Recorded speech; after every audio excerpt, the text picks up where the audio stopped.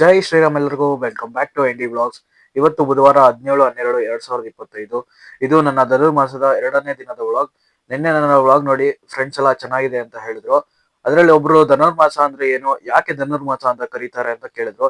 ಇವತ್ತು ನಾನು ಆ ವಿಚಾರ ತಿಳಿಸ್ಕೊಡ್ತೀನಿ. ಡಿಸೆಂಬರ್ 11ನೇ ತಾರೀಕಿಂದ ಜನವರಿ 14ನೇ ತಾರೀಕುವರೆಗೂ ಇರುವ ಮಾಸವನ್ನು ಧನುರ್ಮಾಸ ಅಂತ ಯಾಕೆ ಕರೀತಾರೆ ಅಂದ್ರೆ, ಸೂರ್ಯದೇವನು 12 ರಾಶಿಗಳಲ್ಲೂ ಚಲಿಸುತ್ತಾ ಇರ್ತಾನೆ. ಅದೇ ರೀತಿ ವೃಶ್ಚಿಕ ರಾಶಿಯಿಂದ ಧನುರ್ ರಾಶಿಗೆ ಪ್ರವೇಶ ಮಾಡಿದಾಗ ಅದು ಧನುರ್ಮಾಸವೆಂದು ಕರೆಯಲಾಗುತ್ತದೆ. ಧನುರ್ ರಾಶಿಯಿಂದ ಮಕರ ರಾಶಿಗೆ ಹೋಗುವವರೆಗೂ ಧನುರ್ಮಾಸ ಇರ್ತದೆ, ಅಂದ್ರೆ ಸಂಕ್ರಾಂತಿವರೆಗೂ ಇರುತ್ತದೆ. ಸಂಕ್ರಾಂತಿ ಹಬ್ಬದ ದಿನ ಸೂರ್ಯದೇವರು ಮಕರ ರಾಶಿಗೆ ಬರುತ್ತಾರೆ.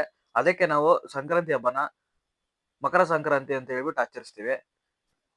ಧನುರ್ಮಾಸದ ಪೂಜೆ ಯಾಕಪ್ಪ ಅಷ್ಟು ವಿಶೇಷ ಅಂದ್ರೆ, ಧನುರ್ಮಾಸದ ಪೂಜೆ ಇವಾಗ ಮಾಡ್ತಾ ಇರೋದಲ್ಲ, ತುಂಬಾ ಹಿಂದೆ ಕಾಲದಿಂದನೂ, ಅಂದ್ರೆ ಪುರಾಣದಲ್ಲೂ ಇದಕ್ಕೆ ಉಲ್ಲೇಖ ಇದೆ.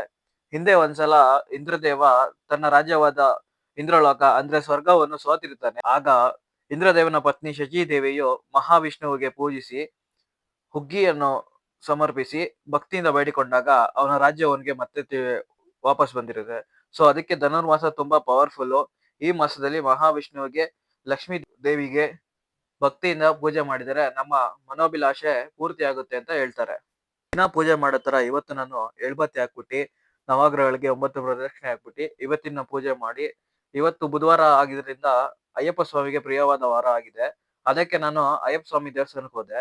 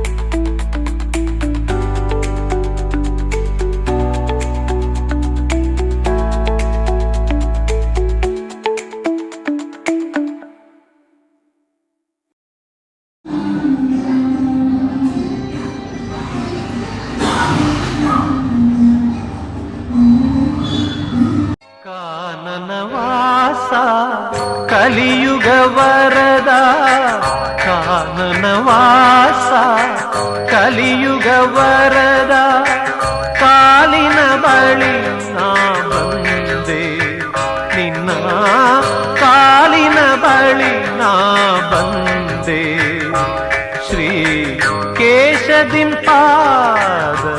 ನಾ ಕಂಡೆ. ಅಯ್ಯಪ್ಪ ಸ್ವಾಮಿ ದೇವಸ್ಥಾನಕ್ಕೆ ಹೋಗ್ಬಿಟ್ಟು ಅಯ್ಯಪ್ಪಂಗೆ ಕೈ ಮುಗಿದು ಒಳ್ಳೇದಾಗ್ಲಪ್ಪ ಅಂತ ಕೇಳ್ಕೊಂಡು ಮನೆ ಕಡೆ ಹೊರಟೆ. ಸೊ ಇದಾಗಿತ್ತು ಇವತ್ತಿನ ಧನುರ್ಮಾಸದ ಪೂಜೆ 2ನೇ ದಿನದ ಒಳಗೆ.